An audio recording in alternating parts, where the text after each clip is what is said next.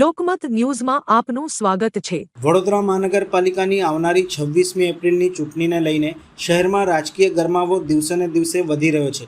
મતદાનને હવે ગણતરીના દિવસો બાકી રહ્યા હોવાથી તમામ પક્ષોના ઉમેદવારો દ્વારા જનસંપર્ક અભિયાનને વધુ તેજ બનાવવામાં આવ્યું છે, જે અંતર્ગત ભારતીય જનતા પાર્ટી વડોદરા મહાનગર દ્વારા વોર્ડ નંબર 13ના ઉમેદવારોની લોકસંપર્ક ફેરણીનું આયોજન કરવામાં આવ્યું હતું। શક્તિકુપ્પા સર્કલ ખાતે કાર્યકર્તાઓ અને સમર્થકો એકત્ર થયા બાદ ફેરણીનો પ્રારંભ થયો હતો। ફેરણીમાં ક્રમાંક નંબર 1 ગીતાબેન મકવાણા, ક્રમાંક નંબર 3 ગોપાલભાઈ ગોહિલ, ક્રમાંક નંબર 5 નિધિબેન પટેલ અને ક્રમાંક નંબર 12 શૈલેન્દ્રસિંહ ઠાકોર ઉપસ્થિત રહ્યા હતા।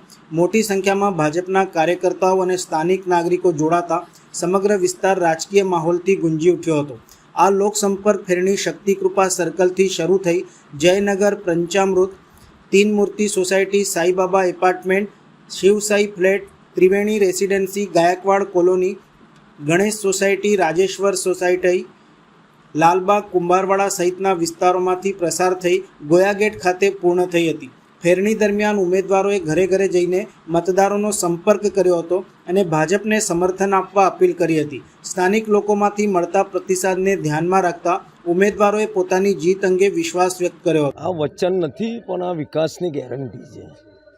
अमारी जे टीम है वोर्ड नंबर 13 में जरूरथी विकास करशे। सौनो साथ, सौनो विकास, सौनो विश्वास अने सौनो प्रयास। जनसेवा एक प्रभु सेवा है। जमीन थी जोड़ायेला शैलू बापू है, निधिबेन पटेल है अने गीताबेन मकवाणा है। हूँ पूर्व कॉर्पोरेटर छूँ।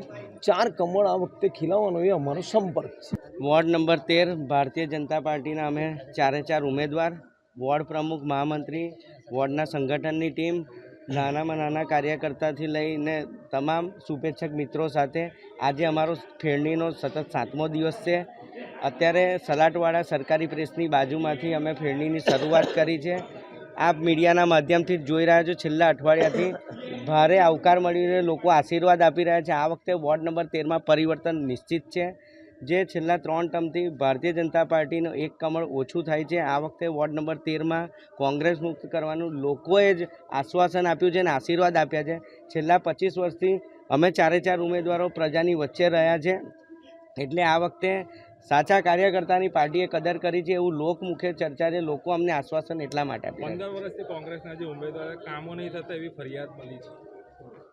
કામો જેટલી જવાબદારી ભારતીય જનતા પાર્ટીના કોર્પોરેટરની છે એટલા 3 એ જ કહેવા માગું છું કે 3 ટર્મથી કોંગ્રેસના પણ કોર્પોરેટર છે, એમની પણ એટલી જ જવાબદારી।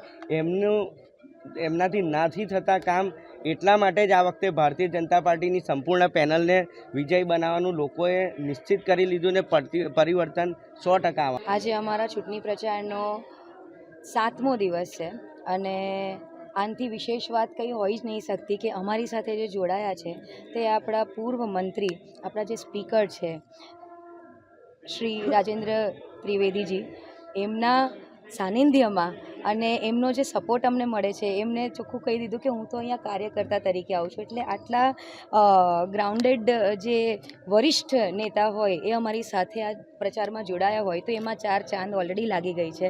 અને એમના કોન્ફિડન્સ સાથે એમને જે 50-55 વર્ષનો એમનો જે એક્સપિરિયન્સ હતો, જ્યારે એ 16 વર્ષથી એમને ચાલુ કર્યું હતું એઝ અ કાર્યકર્તા, 12 વર્ષથી, અને એ અત્યાર સુધી એમની એક્સપિરિયન્સ જે એમને કીધો છે કે અમે લોકો ક્યાં ક્યાં ગલી ગલી પ્રચાર કરતા હતા અને હજારો લોકો જે અમારી સાથે જોડાતા હતા, એમનો જ એક્સપિરિયન્સ અમને અત્યારે કામ લાગી રહ્યો છે આ જ પ્રચારમાં। અને અમે લોકો બહુ સૌભાગ્ય છે કે આ વોર્ડ નંબર 13નો જે 7મો દિવસ છે એ એમના સાનિધ્યમાં અમે લોકો આગળ વધી રહ્યા છે। આપણે લોકમાન્ય તિલક ચોક છે થી લઈને આપણે કડક બજાર આજે વિસ્તાર આખા કવર કરવાના છે અને ઘરે ઘરે જઈને બધી જ જે યોજનાઓ છે એમને લાભાર્થી બનાવી। 13માંથી અમે જ્યારે પ્રચાર માટે નીકળી રહ્યા છીએ એનો આજે અમારો 7મો દિવસ છે અને જ્યારે જનસંપર્ક અમે સાંધી રહ્યા છીએ ત્યારે લોકોનો ભારો એવો સપોર્ટ મળી રહ્યો છે। અને અમારી સાથે જે પૂર્વ કેબિનેટ છે રાજેશભાઈ તિવારી, એ પણ અમારી સાથે જોડાયેલા છે અને લોકોનો સપોર્ટ એટલો છે કે અમને પણ લાગી રહ્યું છે કે વિજય નિશ્ચિત છે। તો વોર્ડ નંબર 13ની જે અમારી પેનલ છે એને યોગ્ય સમર્થન આપી